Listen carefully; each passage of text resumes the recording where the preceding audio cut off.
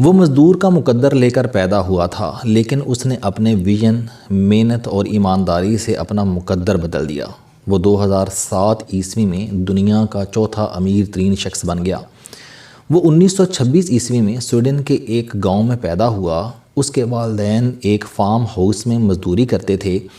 اس کے والدین نے 5 برس کی عمر میں اسے بھی مزدوری پر لگا دیا، لیکن اس نے مزدور کے بجائے کاروبار کا فیصلہ کیا۔ اس کا نام 3 سال کی عمر میں رکھا گیا۔ اس کے نام کے 2 حصے تھے، اگوار اور کیمپارڈ۔ اس نے 11 سال کی عمر میں ماچسیں بیچنا شروع کی۔ وہ ماچسوں کے ڈبے لیتا اور سائیکل پر گلی گلی ماچسیں بیچتا رہتا۔ وہ یہ کام 6 ماہ تک کرتا رہا۔ پھر ایک دن اسے معلوم ہوا کہ اگر وہ شہر سے تھوک میں ماچس خرید لے اور یہ ماچس گاؤں کے دکانداروں اور پھیری بازوں کو بیچ دے تو وہ زیادہ منافع کما سکتا ہے۔ اگوار اگلے دن اسٹاک ہوم چلا گیا اور وہاں سے تھوک میں ماچس خرید لایا۔ اس نے یہ ماچسیں تھوڑا سا منافع رکھ کر بیچ دیں۔ اس نے اگلے سال تک ماچسوں کے کاروبار کو مچھلی، کرسمس ٹری، کرسمس کارڈز، پھولوں کے بیج، بال پوائنٹس اور پینسلوں تک پھیلا دیا۔ وہ یہ ساری اشیاء تھوک میں خریدتا تھا اور بعد ازاں گاؤں کے دکانداروں کو فروخت کر دیتا تھا۔ وہ 17 سال کا ہوا تو اس کے والد نے اسے تھوڑے سے پیسے دیے۔ اس نے اس معمولی سی رقم سے ایک ایسی کمپنی کی بنیاد رکھ دی جس نے آنے والے دنوں میں پوری دنیا کا لائف سٹائل تبدیل کر دیا۔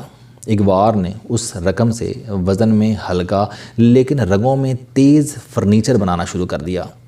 لوگوں کا خیال تھا کہ اس کا آئیڈیا ناکام ہو جائے گا، کیونکہ اس وقت لکڑی کے بھاری بھرکم فرنیچر کا رواج تھا۔ لوگ ایک مرتبہ فرنیچر بنواتے تھے اور یہ فرنیچر 3 نسلوں تک ان کا ساتھ دیتا تھا۔ چنانچہ اس وقت یورپ میں فرنیچر ایک ایسی پروڈکٹ سمجھا جاتا تھا جس کی مانگ نہ ہونے کے برابر تھی۔ اس وقت تک فرنیچر کے سٹورز اور شو رومز بھی شروع نہیں ہوئے تھے، لیکن ترکھانوں سے اپنی ضرورت کا فرنیچر بنوا لیتے تھے۔ لیکن اگوار نے فرنیچر کو کاروبار کی شکل دینے کا فیصلہ کیا۔ اس کا خیال تھا کہ آنے والے دنوں میں پوری دنیا میں نقل مکانی شروع ہو جائے گی، لوگ روزگار کے لیے آبائی شہروں سے باہر نکلیں گے، لہٰذا اس نقل مکانی کے دوران بھاری فرنیچر کی نقل و حمل مشکل ہو جائے گی۔ اس کا خیال تھا کہ مستقبل قریب میں بڑے شہروں پر آبادی کا دباؤ بڑھ جائے گا، جس کے نتیجے میں مکانوں اور فلیٹوں کا سائز چھوٹا ہوگا۔ چنانچہ لوگوں کو چھوٹے سائز کے مکانوں کے لیے فرنیچر بھی چھوٹے سائز کا چاہیے۔ اس کا خیال تھا کہ مستقبل رنگوں کا دور ہوگا، آنے والے دنوں میں ہر چیز رنگین ہو جائے گی۔ چنانچہ اس نے تمام امکانات کو ذہن میں رکھتے ہوئے اکایا کے نام سے یورپ میں فرنیچر سازی کی پہلی کمپنی کی بنیاد رکھی۔ اکایا ایک لا یعنی لفظ تھا۔ یہ 4 حروف آئی، کے، ای اور اے کا مجموعہ تھا۔ اس نے 4 حرف اپنے نام اور اپنے گاؤں سے لیے تھے۔ آئی اس کے نام اگوار کو ظاہر کرتا تھا، کے سے مراد کیمپی یارڈ تھی، ای کا تعلق اس کے فارم ہاؤس سے تھا جس میں اس نے پرورش پائی تھی، اور اے اس کے آبائی گاؤں کا پہلا حرف تھا۔ اگوار نے جب اپنی کمپنی کا نام اکیا رکھا تو لوگوں کا خیال تھا کہ اس کے بزنس کی طرح اس کی کمپنی کا نام بھی لایانی ہے، لہٰذا یہ کاروبار اور یہ کمپنی چند ماہ میں ماضی کا قصہ بن جائے گی۔ لیکن اگوار نے آنے والے دنوں میں لوگوں کے سارے خدشات باطل ثابت کر دیے۔ اس نے سائز میں چھوٹا، وزن میں ہلکا اور رنگوں میں تیز فرنیچر بنوایا، اور یہ فرنیچر آنے والے دنوں میں دنیا کا لائف سٹائل بن گیا۔ اس نے دنیا کی نفسیات اور طرز رہائش بدل کر رکھ دی۔ اکیا 20 برس بعد یورپ کی سب سے بڑی کمپنی بن گئی۔ اس کی یہ کامیابی اس کے ویژن، محنت اور ایمانداری کا نتیجہ تھا۔ اس نے وقت کی تبدیلی کو بھانپ لیا تھا۔ وہ سمجھ گیا تھا کہ چھوٹی اور کارآمد چیزوں کا دور آنے والا ہے، لہٰذا مستقبل میں صرف وہی چیزیں کامیاب ہوں گی جو سائز میں چھوٹی، وزن میں ہلکی اور استعمال میں وسیع ہوں گی۔ 1980 عیسوی میں اس نے بزنس کو ایک اور کروٹ دی۔ اس نے گھر میں استعمال ہونے والی ہر قسم کی مشینری بنانا شروع کر دی۔ وہ اس وقت کچن میں استعمال ہونے والی چھوٹی چمچ سے لے کر گھر میں استعمال ہونے والے باتھ ٹب تک ہر چیز بنا رہا تھا۔ اس کا کاروبار یورپ سے لے کر امریکہ تک اور دبئی سے لے کر نیوزی لینڈ تک دنیا کے 34 بڑے ممالک میں پھیلا ہوا ہے۔ اس کے سٹورز پر روزانہ $900 ملین کی سیل ہوتی ہے، اور آج یہ کہا جاتا ہے کہ یورپ میں شاید ہی کوئی ایسا گھر ہوگا جس میں اکیا کی کوئی نہ کوئی چیز نہ ہو۔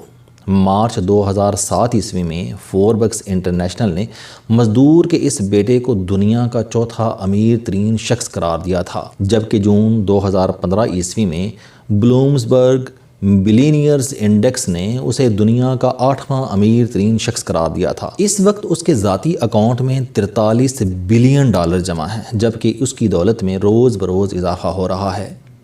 ایگوار کیمپارڈ ایک انتہائی دلچسپ شخص ہے۔ وہ ارب پتی ہونے کے باوجود انتہائی سادہ زندگی گزارتا ہے۔ وہ 15 سال پرانی والی گاڑی استعمال کرتا ہے، اپنی گاڑی خود چلاتا ہے، ہمیشہ جہاز کی اکانومی کلاس میں سفر کرتا ہے۔ اس نے 7 سال کی عمر میں کرسمس پیپر بیچنے کا کام شروع کیا تھا، اور وہ اب تک یہ کاروبار کر رہا ہے۔ وہ ہر سال کرسمس پیپر خریدتا ہے اور کرسمس کے بعد ان پیپرز کی سیل لگاتا ہے۔ اس نے اکیا کے تمام ملازمین کو کاغذ کی دونوں سمتیں استعمال کرنے کا حکم دے رکھا ہے۔ اس کے کسی دفتر میں اگر کوئی شخص ایک سمت استعمال کر کے کاغذ ردی کی ٹوکری میں پھینک دے تو وہ لڑنے مارنے پر آمادہ ہو جاتا ہے۔ وہ ہمیشہ سستے ریسٹورانوں میں کھانا کھاتا ہے۔ اس نے 40 برس قبل اکیا کے دفاتر اور فیکٹریوں میں ملازموں کے لیے سستا کھانا شروع کرایا تھا۔ وہ اگر کھانے کے وقت اپنی کسی فیکٹری یا دفتر کے نزدیک ہو تو وہ ہمیشہ اکیا کے کیفیٹیریا میں کھانا کھاتا ہے اور $2-3 پاؤنڈ، مارک یا کرون بچا کر خوش ہوتا ہے۔ لیکن اس کے ساتھ ساتھ وہ انتہائی فراغ دل شخص بھی ہے۔ اس نے اکیا فاؤنڈیشن کے نام سے ایک فلاحی ادارہ بنا رکھا ہے۔ وہ اس ادارہ کے ذریعے اب تک $36 بلین کی چیریٹی کر چکا ہے۔ دنیا کے نامور میگزین اکانومسٹ کے مطابق ایگوار فلاح عامہ میں بل گیٹس کے مقابلے میں کہیں زیادہ رقم خرچ کرتا ہے، لیکن وہ اپنی چیریٹی کے تمام کاموں کی تشہیر نہیں کرتا، لہٰذا دنیا اس کی خیرات اور فلاحی کاموں سے پوری طرح واقف نہیں۔ اگر ایگوار کیمپارڈ کی ذات کا مطالعہ کیا جائے تو وہ ایک کنجوس سخی محسوس ہوتا ہے۔ وہ ایک طرف اپنے کسی ورکر کو ایک پینسل ضائع کرنے کی اجازت نہیں دیتا، وہ کاغذ کی دوسری پرت ضائع کرنے کے جرم میں اپنے MD تک کو فارغ کر دیتا ہے، جبکہ دوسری طرف وہ اربوں کھربوں ڈالر خیرات کر دیتا ہے۔ وہ شاید اس وقت دنیا میں اپنی نوعیت کا واحد شخص ہوگا۔ مجھے ایگوار کا ایک انٹرویو دیکھنے کا اتفاق ہوا تھا۔